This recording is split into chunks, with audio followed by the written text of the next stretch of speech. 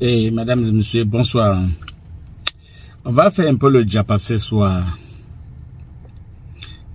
Fin de la semaine dernière, on a vu la sortie, n'est-ce pas, de la belle-sœur de Jeremy Soren Jita par rapport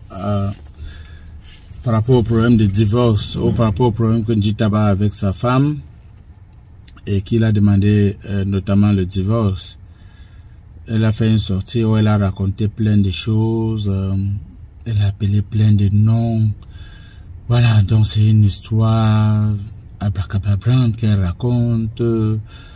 Elle parle de Yves Michel Fotso, elle parle de beaucoup d'autres personnes, des personnes haut placées. Voilà, on a suivi le nom du président de l'Africa Foot passer là-dedans. Voilà, on a suivi beaucoup de choses. Maintenant, il paraît que c'est un problème familial. Comment est-ce que nous on fait quand on reste, toutes ces informations viennent nous trouver? Comment analyser tout ce qu'elle dit? Est-ce qu'il faut prendre ça pour argent comptant? Ou il faut mettre quelques guillemets avant de parler de ce sujet?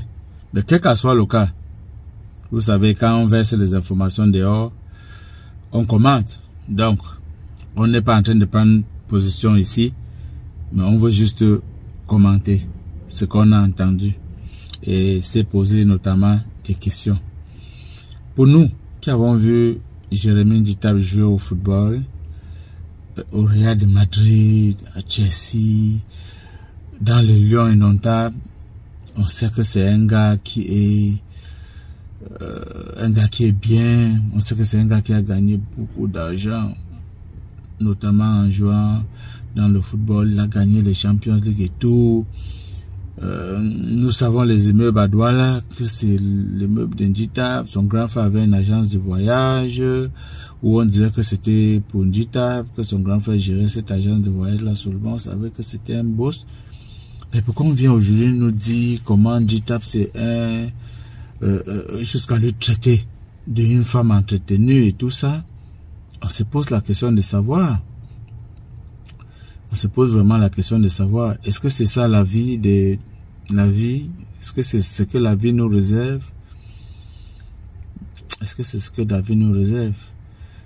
En parlant de l'enfant d'Njita ou les jumeaux, comment est-ce que vous pouvez élever les enfants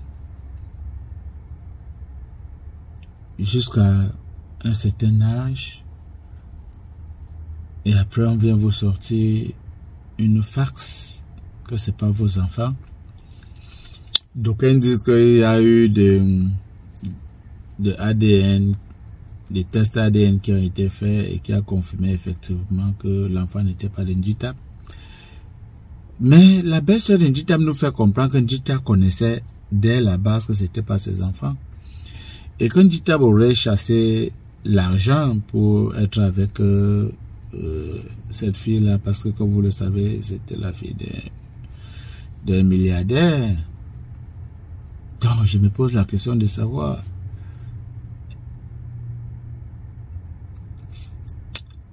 jusqu'où la dignité d'un homme peut aller, jusqu'où on peut aller pour l'argent. C'est-à-dire que jusqu'à quel niveau est-ce qu'on peut accepter certain nombre de choses par rapport à l'argent, si c'est vrai ce que cette fille dit? Mais nous, on savait que Jeremy Jita était à l'abri, n'est-ce pas, des choses comme ça, comme argent. Parce que vous ne pouvez pas jouer au football au niveau là et vous avez que 40 quelque chose d'années, ça ne fait pas 20 ans que vous avez laissé le football et on parle de ce genre de choses. Voilà, donc on se pose la question, c'est le Japap, donc on cause, hein, rien de sérieux. Donc, mesdames et messieurs, je vais vous faire écouter, n'est-ce pas, juste un extrait, un seul, de cette fille-là. Elle s'appelle Nadia Fotso. Donc, je vais vous faire écouter juste un seul extrait où elle traite Njita de n'importe quoi, si je peux dire ainsi. C'est elle, hein, j'ai pas dit moi, j'ai dit elle traite Njita de n'importe quoi. Njita c'est une femme entretenue, machin. Njita connaissait que les enfants n'étaient pas le sien et tout ça, machin, tout ça. Voilà.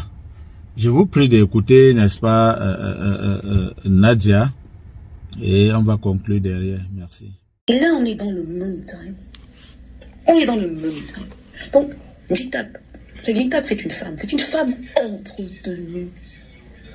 Et tous les hommes, toutes les femmes savent que quand une femme entretenue fuit, c'est qu'elle a trouvé autre part où elle est. Il a tout supporté, il a tout supporté, il a tout accepté. Il savait que ce n'était pas ses enfants. Il savait, c'est pas nouveau. Il savait tout ça. Je l'ai dit qu'elle a beaucoup aimé, voilà, je sais pas aimé, mais elle a beaucoup entretenu ce gars. Elle a payé les gardes du corps, elle a nettoyé. Njitap est propre, il est un peu présentable que depuis qu'il connaît, je l'ai dit que voilà. Mais quand voilà, il était tous ses amis le savent, c'est un villageois.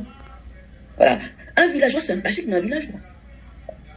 Voilà, c'est un villageois. Voilà, c'est pas quelqu'un de, c'est un villageois. Voilà, sympathique. Je dis non, il est très sympa. Jérémy Njitap est sympa. C'est une grosse merde, mais il est sympa. Voilà.